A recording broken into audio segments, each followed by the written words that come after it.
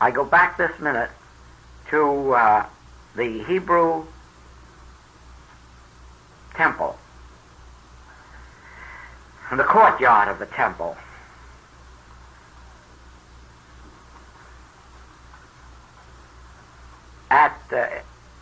The courtyard was always something shaped like this room, and the entrance was here. And way back at that other end was the Holy of Holies, in which was the Ark of the Lord, in which was the law, and which many even believed had within it the very God itself. Of course, only the priests were allowed ever to get that far back. But here was the only entrance. And as you came in, right here was a burning brazier. Here was a fire in a big pot. And that was called the place of sacrifice. And as you entered for worship, you had to stand at that place and there deliver up your sacrifice. It was the blood of an animal, or the animal, part of the animal. But it was a sacrifice. You gave up money, or you gave up cattle, or you gave up the blood of the animal, and it was thrown into this brazier and burned. And that was symbolic of giving up of your material good. You had to get rid of whatever it was that was cluttering up your communion with God. You had to sacrifice. You had to give up something of personal sense. And as I see it, maybe this week we'll go through that temple, I don't know. But right now we're going through the first stage of it. And in this meditation, we are going to throw into that burning fire those things that have held up our progress. And what has held up our progress? Looking out there for gratitude, for love, for friendship, for supply, for support, for maintenance, for sustenance. Looking out there to somebody, or to some bank account, or to some employment. All of those things have operated as barriers in our consciousness. And now we're going to sacrifice those. As we go into this meditation, consciously, we're going to remember this. I surrender every material obstacle, every mortal and human obstacle, everything that stands between me and God. Remember, God is way back there on that other end of the room.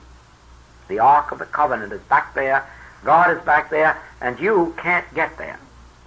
No way for you to get there. There are too many obstacles. You learn how many there are before you get back there. And the first obstacle is material belief. And that gets thrown into the fire.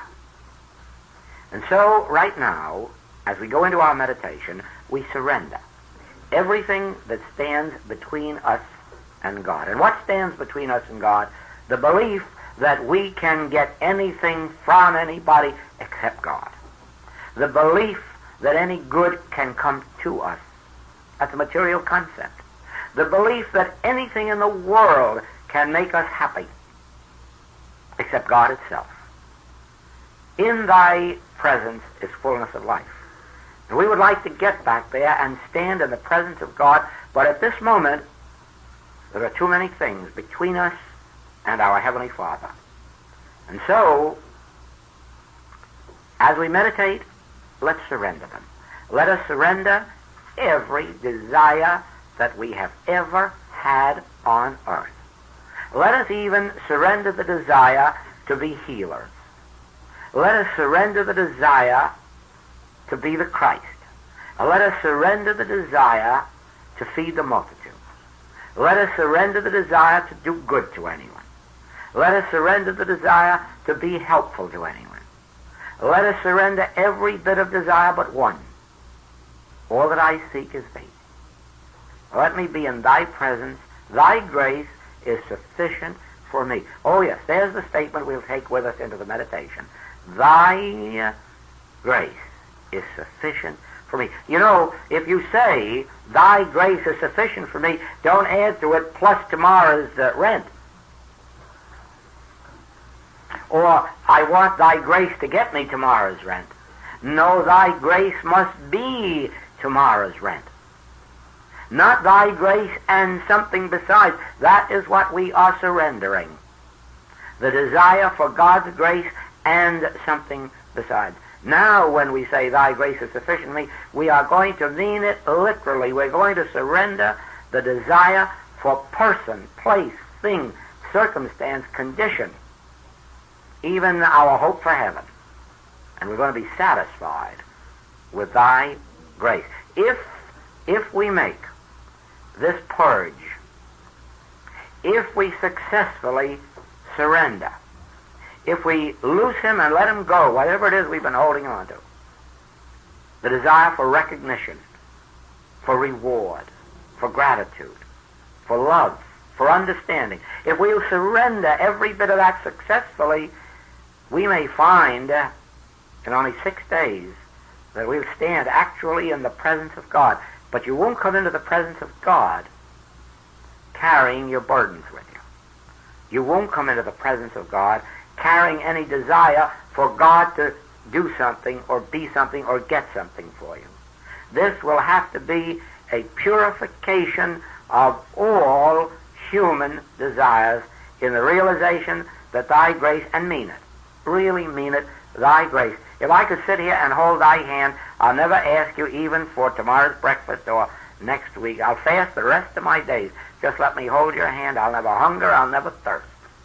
Only let me hold thy hand. Let me be in thy presence. And so it is. God isn't standing outside of us to hold our hands, but the presence of God is within us.